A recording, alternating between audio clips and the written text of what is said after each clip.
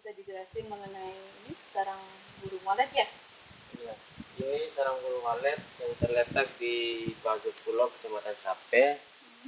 Dia sudah lama dan ya, pengelolaannya mungkin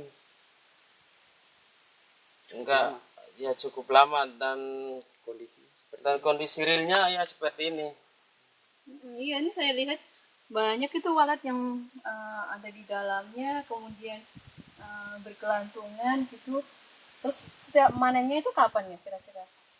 Kalau panennya 1 kali, mungkin 2 kali per tahun. 2 kali per tahun ya. Ya.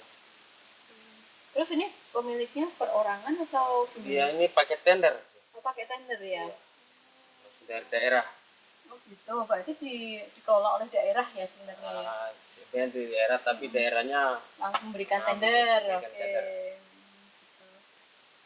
Ini berapa kedalamannya ini sarangnya ini guanya ini? Kira-kira ada ratusan meter? Enggak, kira-kira puluhan meter dia Pak, sekitar 3-40 meter. 3-40 meter kedalamannya ya. Ini dan memang bukan digali kan? Enggak, ini alami. Asli.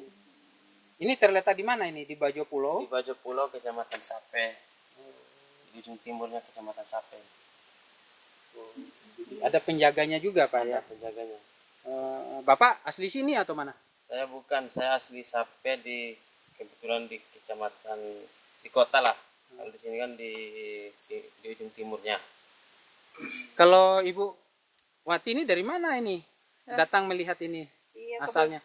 Kebetulan ini sedang ada tugas, terus sudah selesai pekerjaannya dan saya melihat bahwa di NTB itu punya potensi dan salah satunya adalah di Bima, di Sapenya gitu kan, saya dengar ada ini burung walet, jadi saya coba untuk menyempatkan diri melihat kondisinya real seperti apa gitu.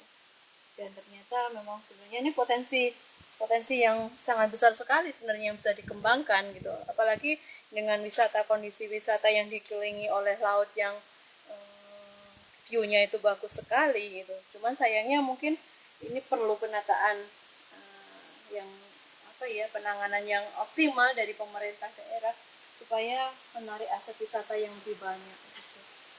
Mungkin itu aja Pak komennya. Makasih.